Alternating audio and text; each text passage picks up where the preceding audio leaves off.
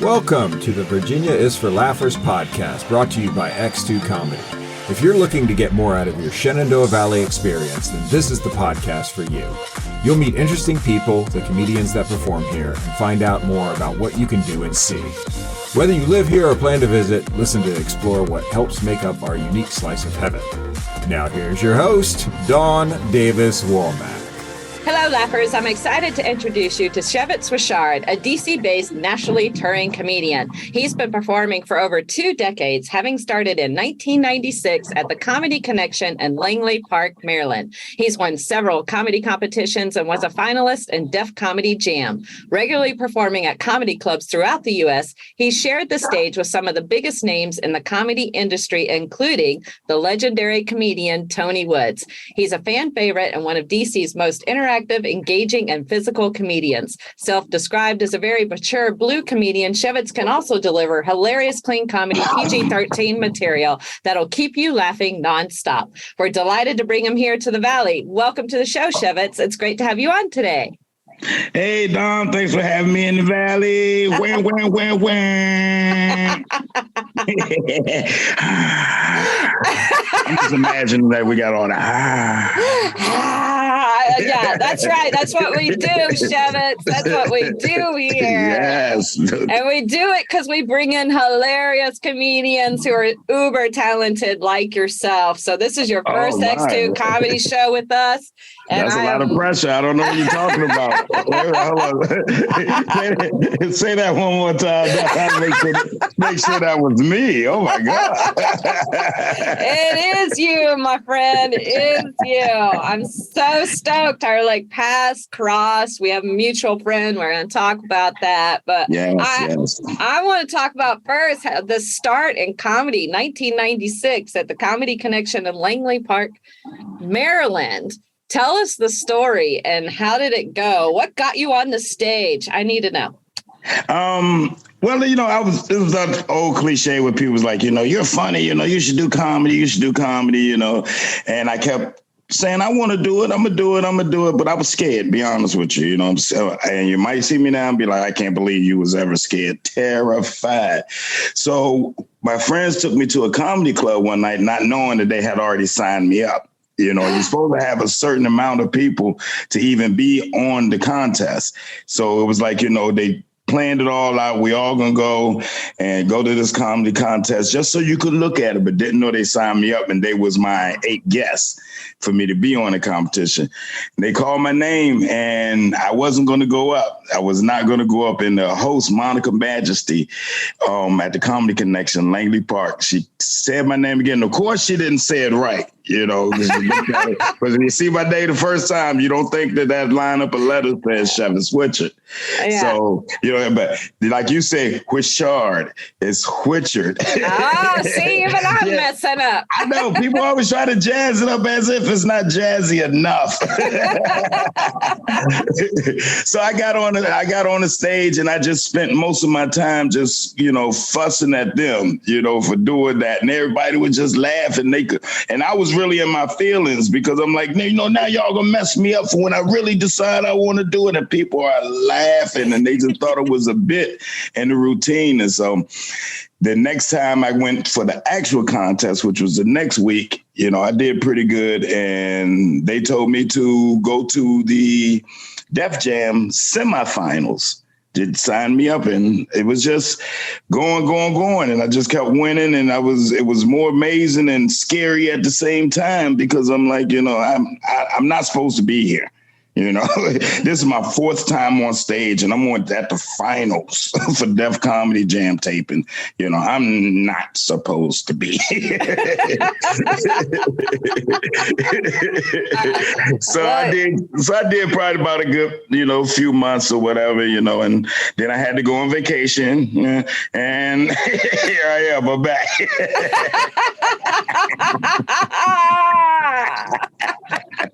Oh, I have a feeling we're going to hear about that from stage. Yada.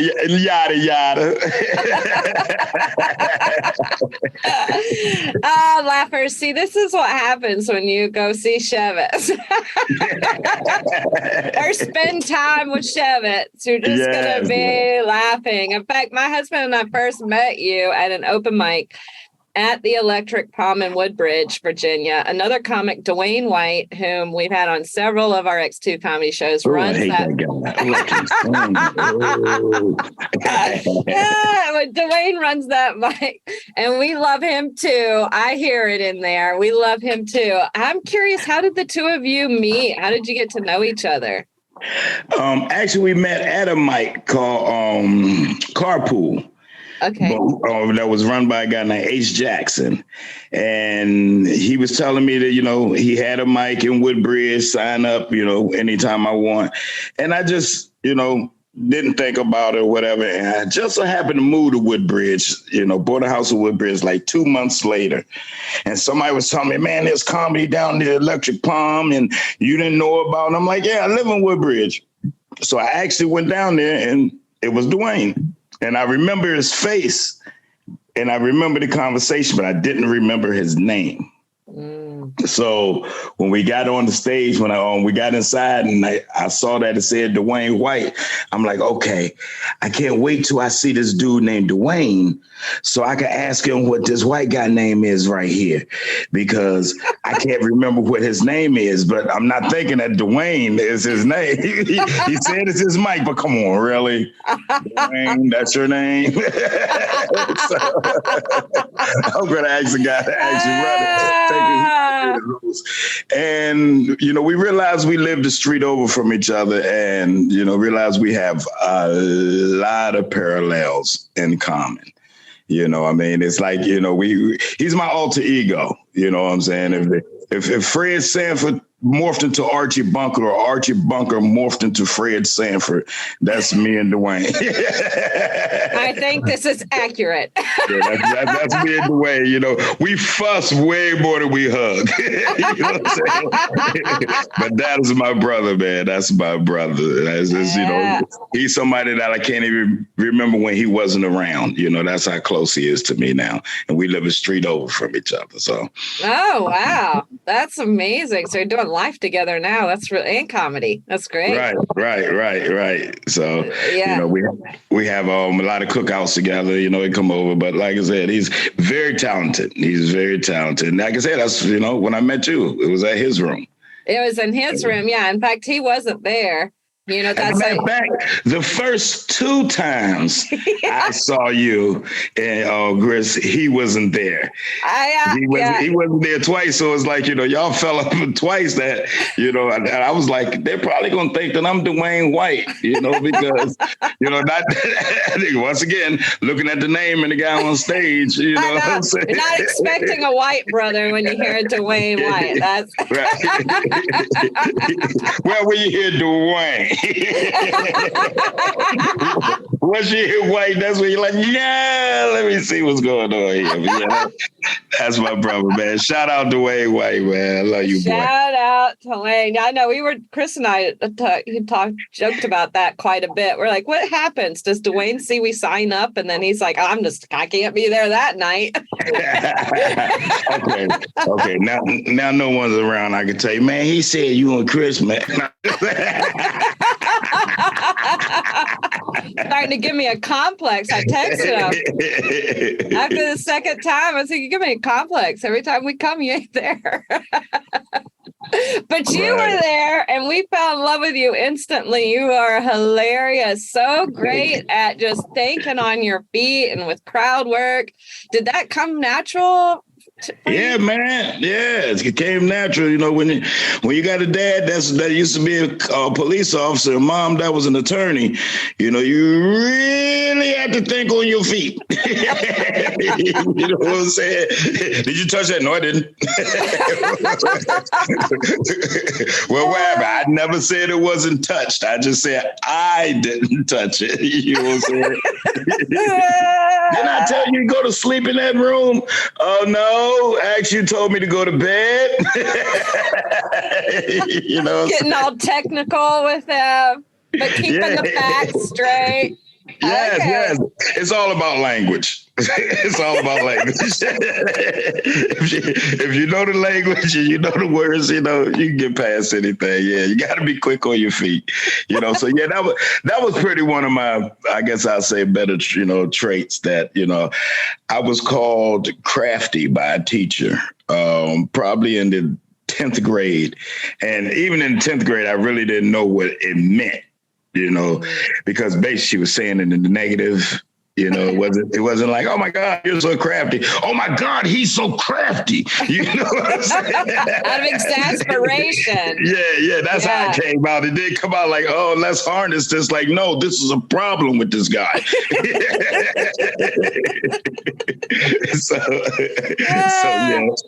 So yeah, it was pretty natural, and crafty. You're still very much crafty. It's really incredible. You notice things, quick on your feet. And so you also have been taught by a bunch of comedians that you've graced stages with, the legendary Tony Woods and so many numerous other ones.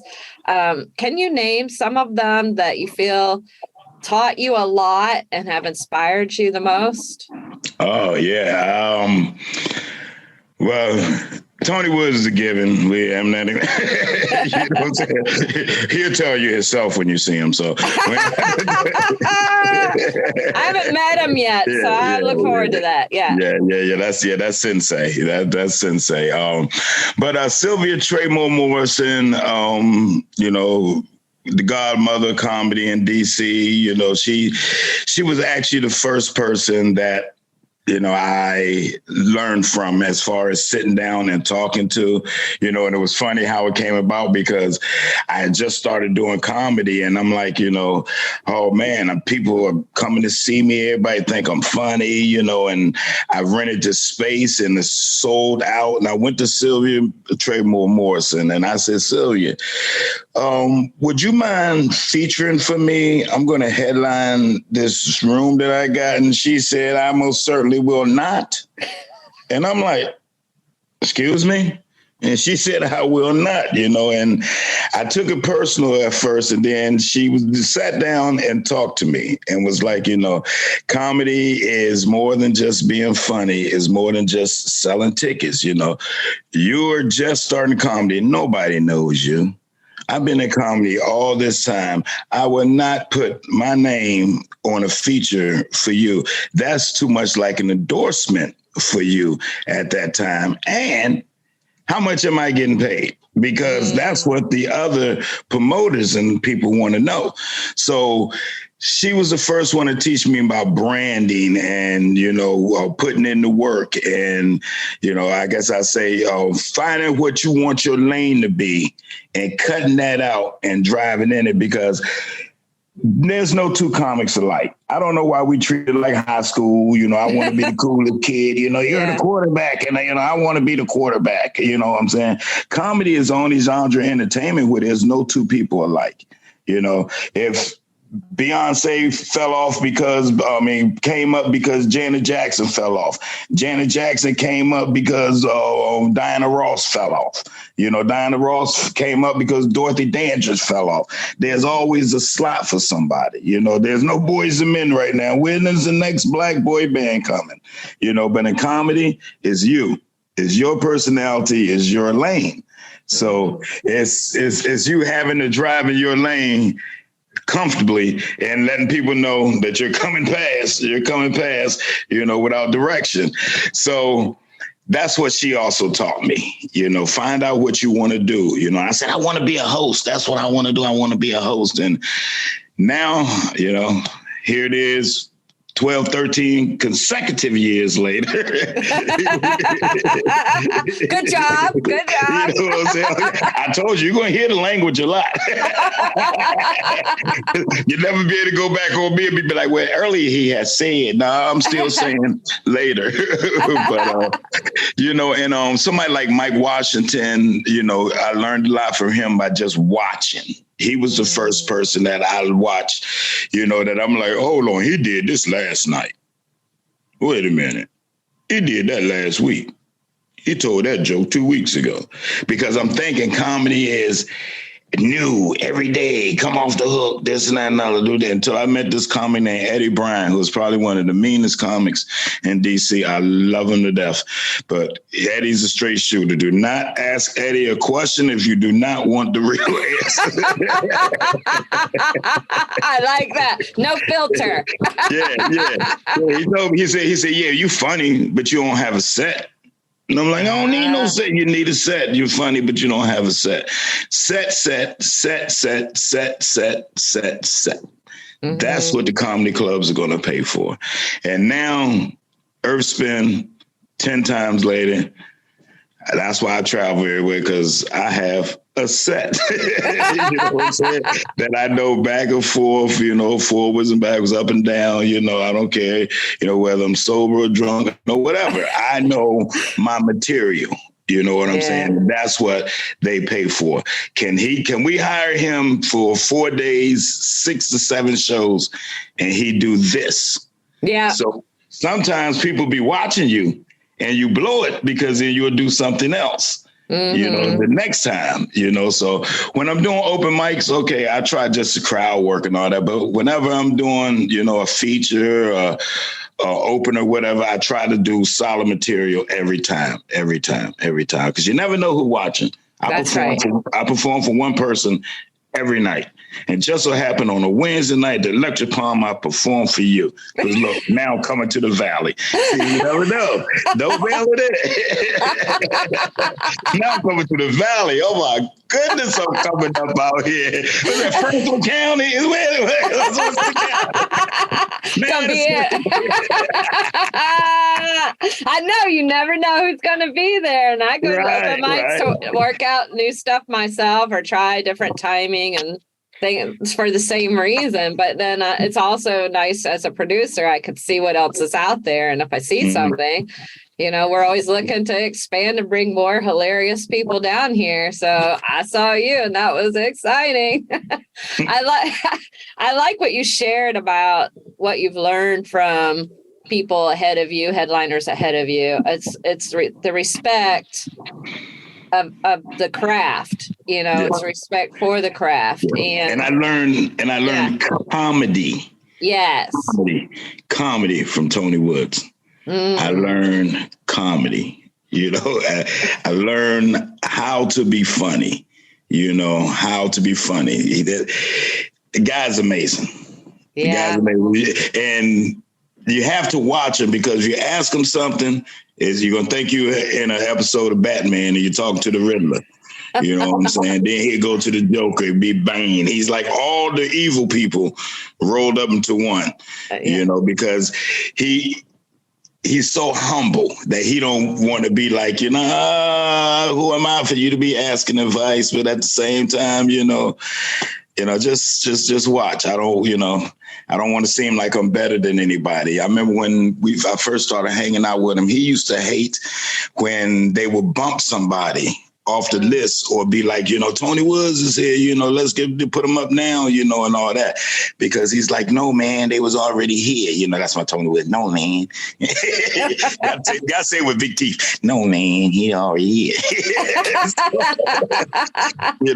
So I have that same integrity about me now. If I go to open mic or somewhere that I didn't sign up for, I'm not there necessarily to get on stage. I just like being around comedy, but like I said, if you ask him something, it's funny. I remember one time a young comic asked, so, hey man, so how did you think I did? Tony was like, hey man, you was one facing the crowd.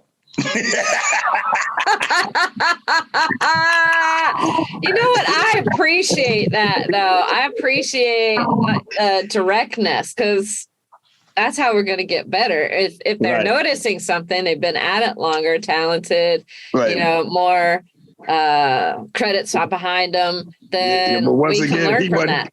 Once again, he wasn't going to give you a false sense of security. Yeah, he also wasn't going to break your spirit. He said you was the one facing the crowd.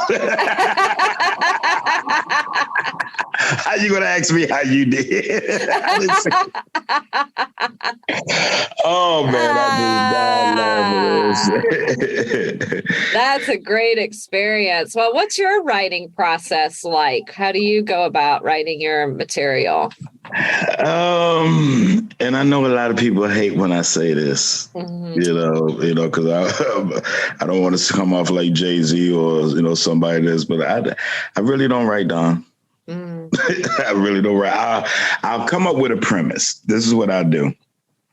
I might be going down the street, and see, somebody doing construction, lady walk past, they cat call, I'll just say, oh man, cat calls, and I'll just start telling the story at an open mic, maybe, I was in there, it was cat calling today, and just say what I saw. And with every time I do it, I keep the best part for self and throw the rest away. And everything just starts off with me mentioning it.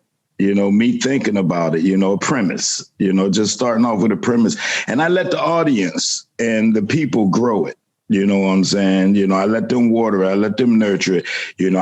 By the time I've started doing this for maybe 2 months, I've gotten every response, every like, every dislike. I done said it, 3-4 different ways, and I know exactly how it's supposed to be now.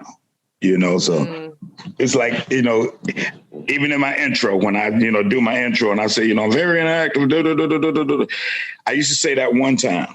I don't care what the response was. One day I had to say it twice. They fell out laughing.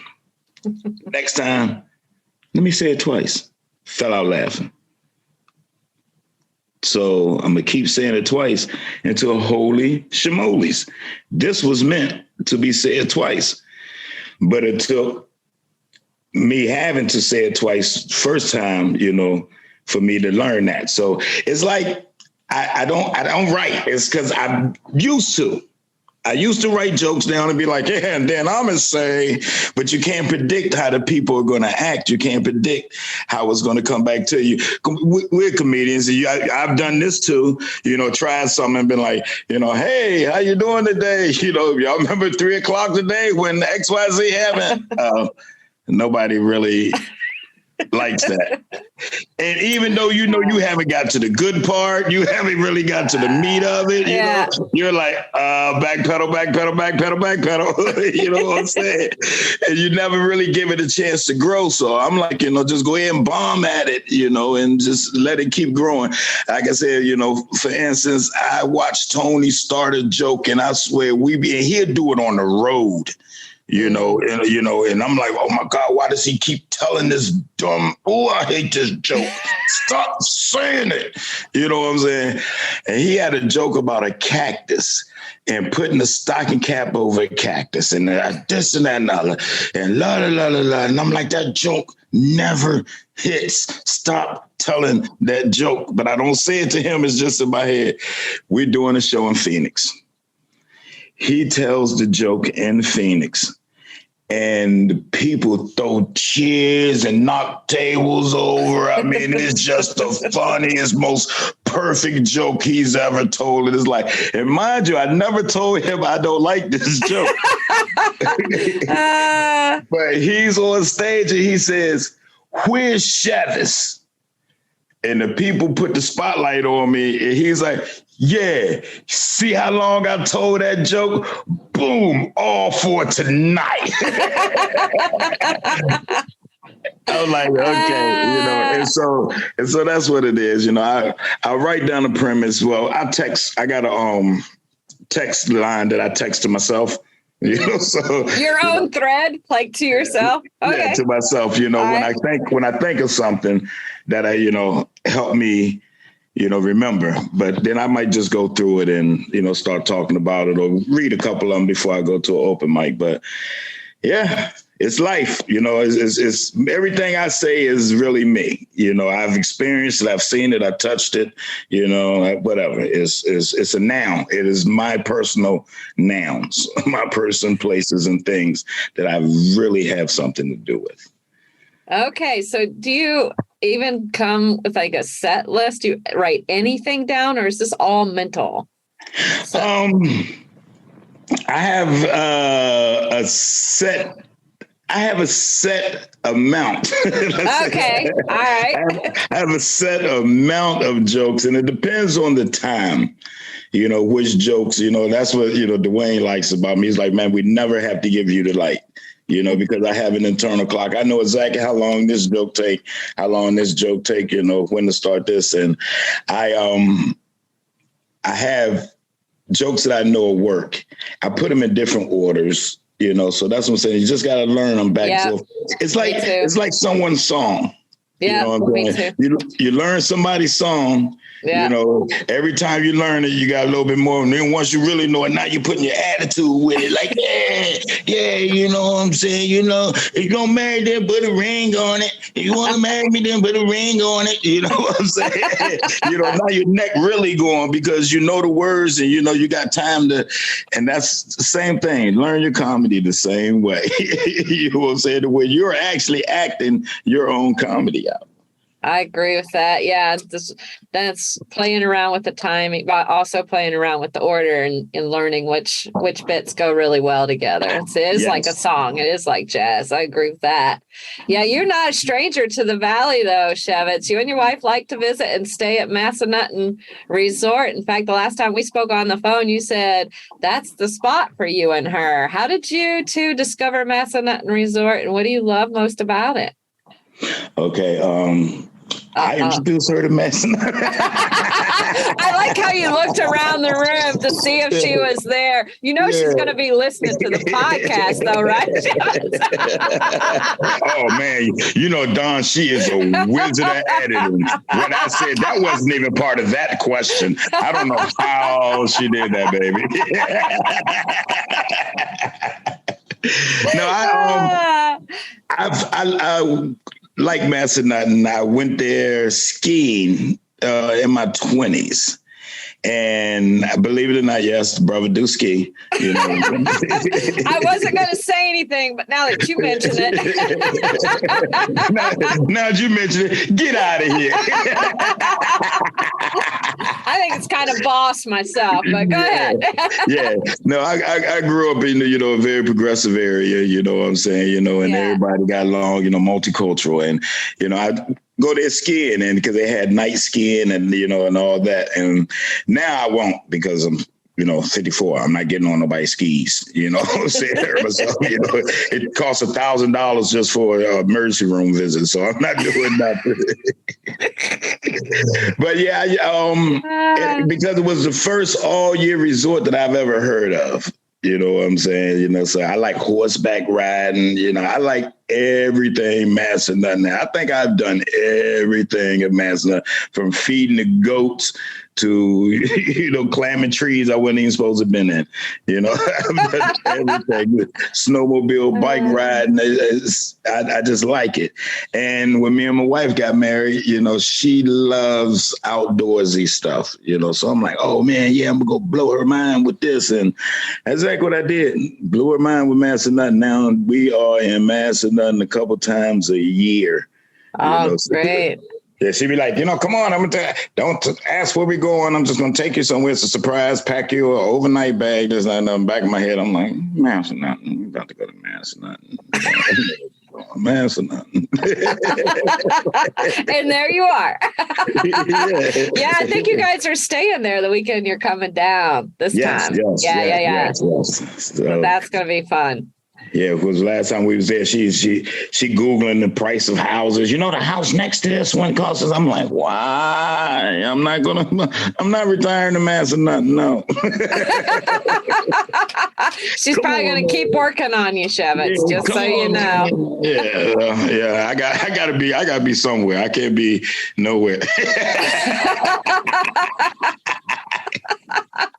I think your wife has got her hands full. Well, she's been doing this since 9th and 10th grade. She's been doing this.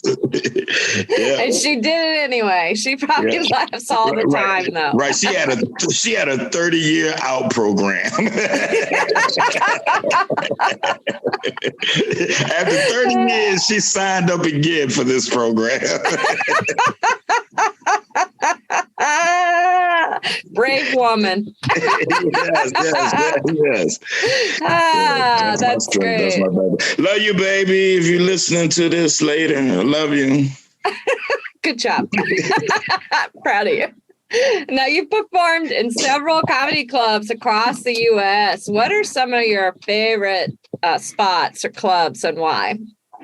I'll say my favorite place to perform, believe it or not, and I just realized that about a month ago, and I hate it, is Baltimore. Oh. Yeah, Baltimore. And the reason I say that, because for some reason, my humor just hits in Baltimore. Like, oh my goodness. Sometimes I'll be on stage and I'm like, I got to slow down. They still laughing from 2 jokes ago.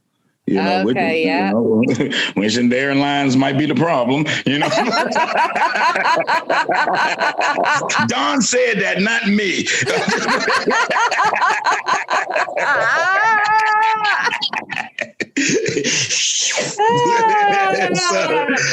So I love to perform in Baltimore. I love the reception, you know, the way people receive me in Baltimore. But as far as, you know, comedy clubs, the House of Comedy, whether it's Plano or Phoenix, you know, Minneapolis, I like the House of Comedies because they make you feel like you're really, you know, on TV. You really made it because they have big, screen behind you, and they got your name and your hashtag over here in the corner, and you know it's everything. You just turn behind you and you're like, oh my God, this is all about me, you know. And it's cool. You know, so you know, it just gives you it's the ambiance. You know what I'm saying, that they give you.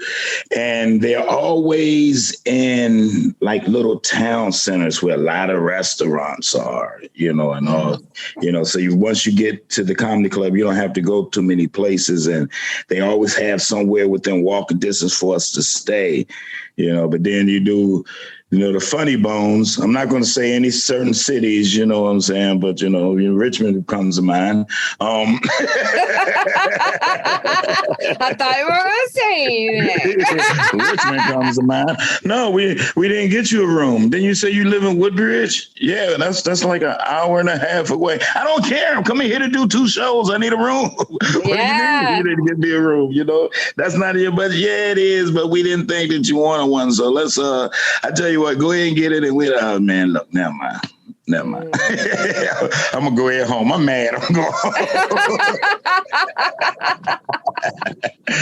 I'm gonna take my little check and I'm going home.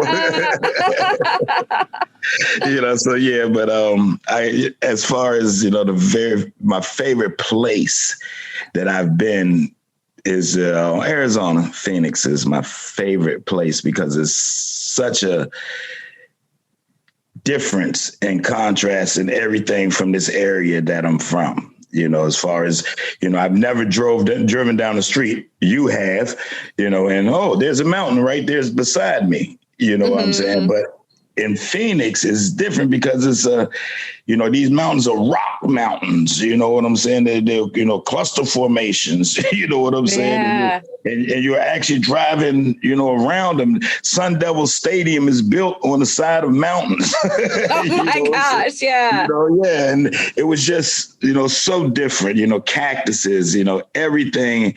You know, I mean, you remember when I told you a story about the hummingbird? I mean, the wildlife is just. I did. As a matter of fact, he called me the other day too.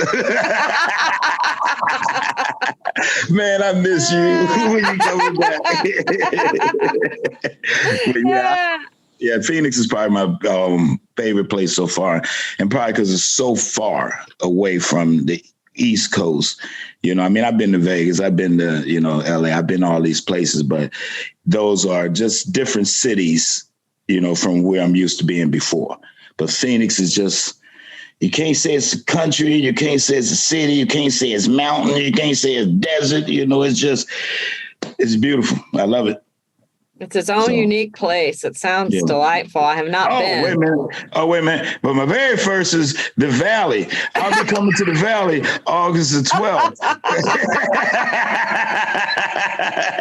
Like I said, Laughers, quick on his feet. Wait a minute. The Valley. That's awesome. And for the Laughers out there probably wondering about that hummingbird, he did a joke and bit about a hummingbird. Maybe he'll share a little bit about it when he comes and sees us. I don't know, but just I will. He's my friend. I talk about him a lot now. He's my friend. Just like that. You will see how much that joke has grown since you've seen it. And you see me do it the first time. Okay. I can't wait to hear that. That's going to be awesome. You have a hashtag you use, I saw on your social media. I love doing stand-up. What do you love most about doing stand-up? Which hashtag you talking about? I don't have a hashtag. Well, I just saw one. I was getting ready for this interview. It's what you performed last night, and it was hashtag I love doing stand-up. Oh, okay. Yeah. Yeah, because my two hashtags are Schewitz is funny and watch the understanding. Oh, okay. So watch the understanding. That's what I thought you was talking about. And that just means that I understand this game now. You know what I'm saying? I got a full grasp of it more than being funny. Right. I guess like I got four corners of it locked in, watch to understand. I'm showing people more than I'm telling them, that, I got this together, and what I like about doing comedy the most, that was the question, right? Yeah. Yeah. Okay. What I love about doing comedy the most is the actual art of figuring out what does this venue need right now. I love that. Yeah. Right now. No, not what do I want to do? What do I want to give? Sometimes I say some of the corniest stuff. I share that.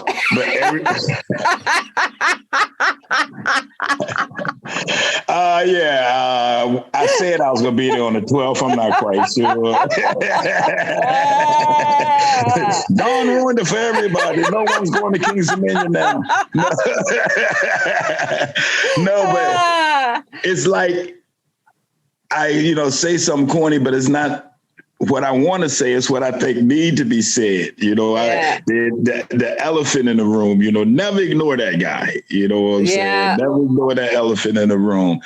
And that's what I like is once I figure it out, and then everybody's like, whoa, he really did figure that out. Just like, didn't know it. Didn't know you and Chris from a can of paint.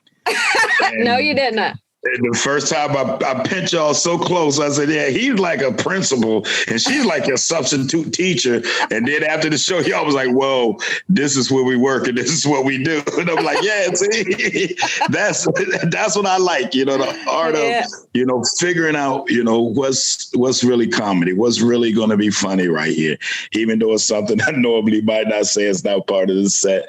And I guess the most gratifying thing I get from comedy is when other comics ask me advice, and they, want me to, be like, hey, I like your style, you mind if I call you sometimes, and pluck your brain, that's better to me than making a room full of people laugh. If I can make hundreds of people laugh, but if one person say, I respect your game enough that I want to learn from you, I don't care if y'all never laugh again. I got somebody that like me, like, come on, Spike, can I hang with you, Spike? Please, let me go. Like an old Tom and Jerry cartoon. What's up, Spike? This is my boy, Spike. So, yeah. Yeah, I'll be asking you questions. I love that. We just had Lachlan Patterson in to do shows this last weekend inside a cave, and That was really one of the best parts, was just being able, him giving some advice to both Chris and I afterwards. It was so helpful, based on his 20 years and doing this, and, telling us what he liked about what he saw, and then things that we could do, and walking through that with us was just priceless. So it's like you learning from the people that have helped you along the way, and then you turn around and help the next comic. It's a beautiful part about it. Yeah, I like that too. It takes a village. A village. Yeah. You know what I'm saying? And, like I said, it should be no hate, because, me and you're not going to drive in the same lane. You know what I'm saying? I'm in the fast lane. You want to be in the easy pass. We don't blink our lights at people in this lane, Schewitz. Beep, beep, beep, get out of my way. And there's room for both of us. Right, exactly. Yeah. That's the point I'm trying to make. We're not even in the same lane. That's exactly.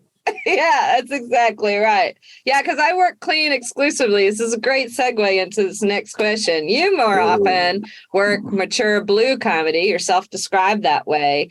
Do you find it easy or challenging to do clean comedy? It's comedy.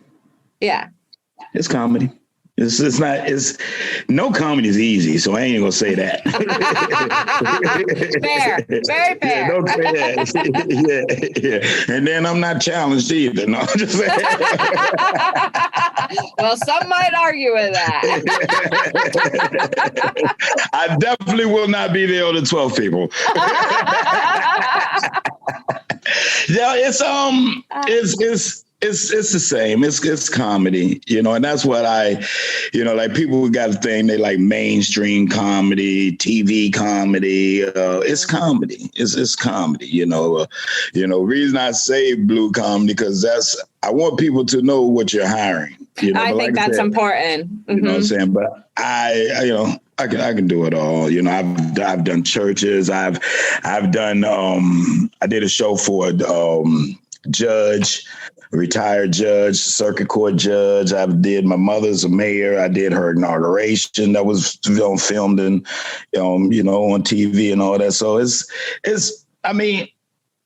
I cuss every day in my normal life, all day, around my kids, to my kids, at my kids, you know what I'm saying? But never once cursed around my mom. Never once, you know what I'm saying? So it's a light switch.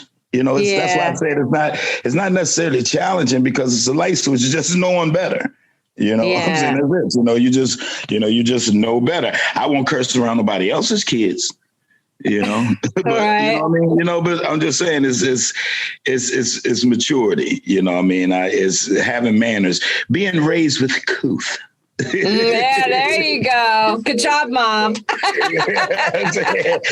How it wasn't Dad? The woman always gets the compliments. Always gets the credit. That's not fair. All right. That's because he went there. Well, Schewitz, I heard that y'all. Never mind. Next question. Oh my gosh, this is so great. Well, you know what? You're right. Funny is funny. And I think it just gives people options. People enjoy blue comedy. We have Dave Chappelle, you work a lot that way. And people, there is a good number of people out there looking for cleaner or clean comedy too, so it's something for everyone, I think. Yeah. People used to do a lot of clean comedy because that's what they were saying. You can't get on TV if you don't have clean comedy. You can't get on TV if you don't have clean comedy. Now they're like, I'll go to Netflix. Mm-hmm. I'll go to Hulu. I'll go to Amazon Prime. You know what I'm saying? So it's like, it depends on, what platform you want to be on. Yeah, I think so. It depends on, where you want to be. And, I want a Netflix special. All right. Yeah. And I want a Netflix special. I haven't seen Joel Osteen with a Netflix special yet. So I know what comedy lane I need to be. You know what? George Rebar ain't got no comedy special. George Myers don't have a comedy special. But Schewitz is gonna have a comedy special. But he does perform in front of a theater every week. Yeah. Well, you are actually going to do a comedy special. You just recently made a big announcement that you are filming a special entitled "Off the Highway" at the Arlington. Yes, and it's going to be at the Arlington Draft House in DC this fall on November the 27th. So. And I'm sure that's going to be the self-described very mature blue. So for people that love that kind of comedy, circle the November 27th, Arlington Draft House in DC, and go see my man Schewitz. Look, not only am I good at talking, I'm also good at listening too. I can't just hear how you said that. So those that enjoy that kind of comedy, y'all get it. So glad you said it because it's going to be subscribed exactly what you're into. So. Oh, I love you, dog. I love you too, Schewitz. It's about the branding. Like you said, you want to know what people are coming to. Yes. So I want to, this will be different. You're doing a different format with us because that's our brand. But this special is your special. So it's good to know what people are going to. That's me. That's going to be me. It's going to be you. So why did you call it Off the Highway? What's up with the name, the meaning of the name? I'm from an area, Alexandria, Virginia, that we call the highway. Okay. And, so it's Route 1. It's a section of Route 1. Let me get quick history. It's a section of Route 1 that starts in Alexandria in 495 to Lorton. Maybe 5 to 6 miles. And it was called the highway because all of Route 1 is known as Jefferson Davis Highway. But this stretch of the highway has George Washington's home, as well as one of the first Black Civil War regiments that used to live there, Gum Springs. They used to be stationed there. Okay. So they was not going to call that stretch of the highway Jefferson Davis Highway. So it was just the highway for years. This is way before I came along. They just called it the highway for years. And then people got confused. Well, we're trying to get to Richmond. So then they named it Richmond Highway. So Earth spins how many times we come around and we're like the highway. If it was this time, we might sound like a gang. Highway crew, the highway crew. But that's Route 1. And there's really no houses on the highway. it might be a few apartment complexes or whatever. But most people say I live off the highway because, you live, off of Route 1, right. Not on, you don't live on Route 1, you live off of Route 1, because nobody really has a Richmond Highway address. So, the people that's from the highway, when I say off the highway, they know exactly what I'm saying. Okay, he from off the highway. Where you live at? I'm off the highway, so.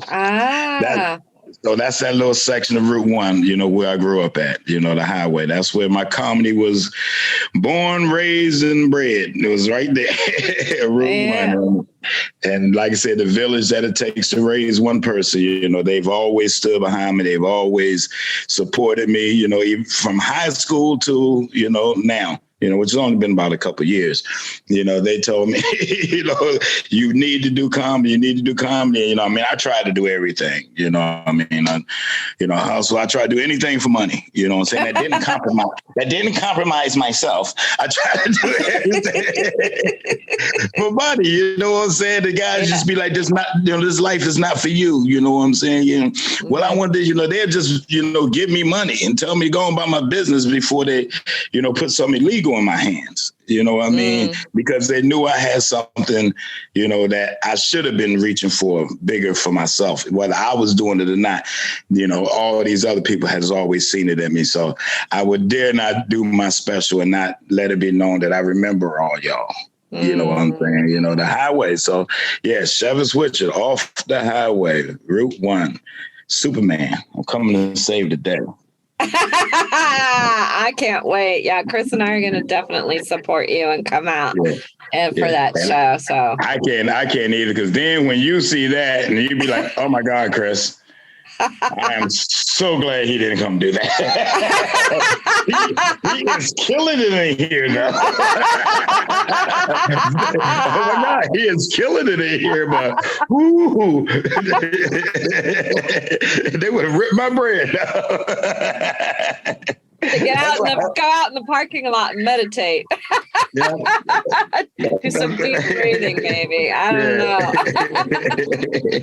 Do you know when it'll be released and how people can find out more about it yet? The tickets are going to go on sale next week. Okay.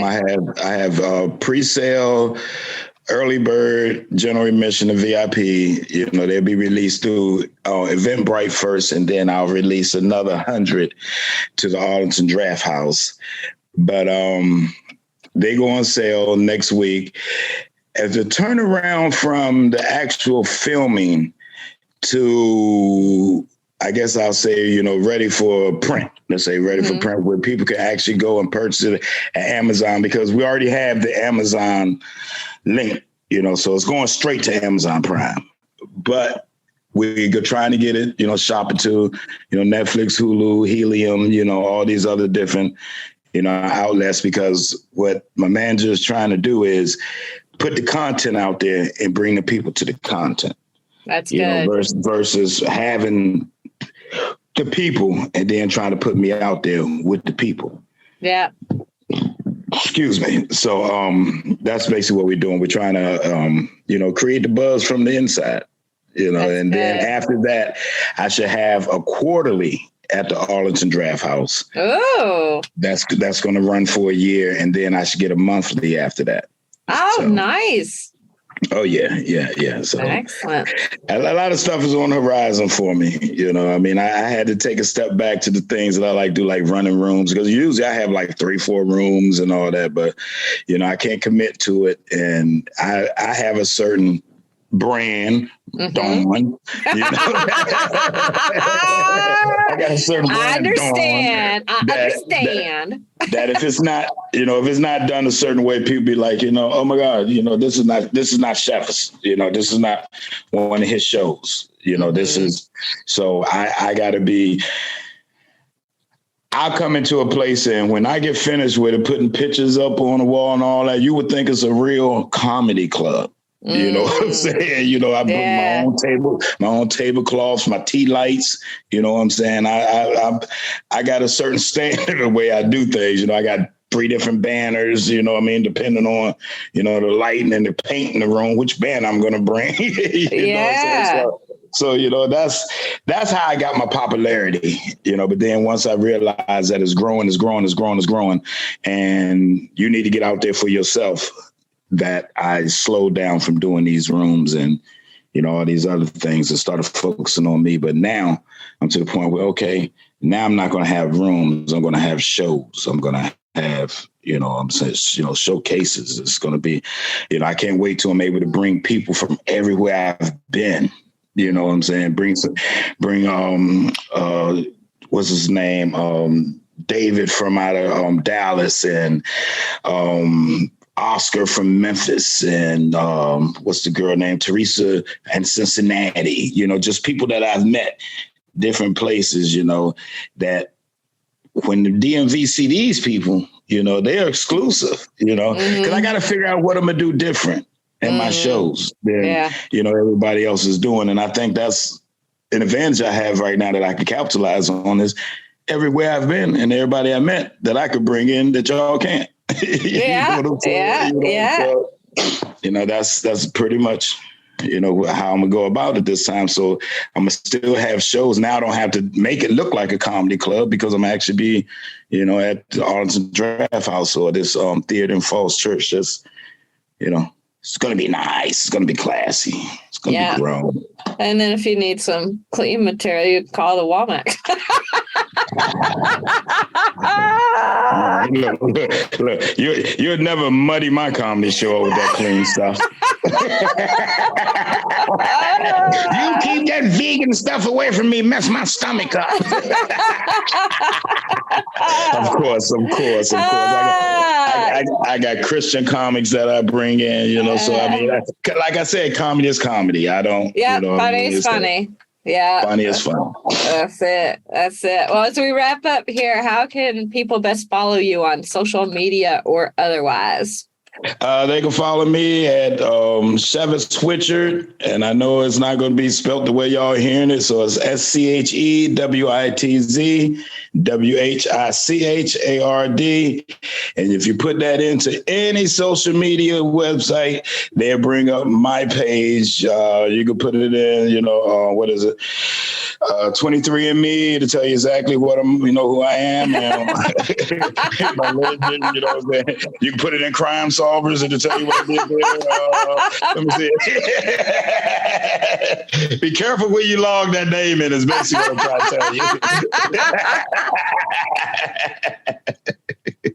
Oh, that's so amazing. I love you, Schewitz. This is great. And we'll put his name, it'll be spelled out in the podcast episode and the title, but also in the show notes. We'll make sure that his links to social will be in there for you as well, laughers. So be looking for that. And thank you for joining me today, Schewitz. This has been super fun, and you never disappoints, was highly entertaining, and you are hilarious. And we cannot wait to share the stage with you right here in the Valley. Thanks again for coming on today. Thank you for having me, Dawn. And I cannot wait to come to the Valley. And that's no joke. Seriously, I love it out there, and I can't wait to be there. Excellent. Thank you, Dawn. You're welcome. And laughers, you can see Schewitz perform live Friday, August the 12th in the highly popular Summer Fun series hosted by One Tribe Farm. This show is being co-hosted by Pure Shenandoah and will be at their amazing facility located at 154 West Spotswood Avenue in Elkton, Virginia. That's at Pure Shenandoah, 154 West Spotswood Avenue in Elkton, Virginia. We can't wait. At this event, you can enjoy fresh off the farm food on site from One Tribe Farm's food truck, live music, and an X2 comedy show with your headliner, Schewitz Whichard. We'll be sure to put that info in the show notes for you as well, along with the ticket link, so you can join us for all the fun. Don't miss out and get your tickets today. And lastly, and most importantly, thanks for tuning in, laughers. Out of all the podcasts out there, you picked us, and we think that's pretty darn special, just like you. Until next time, keep smiling.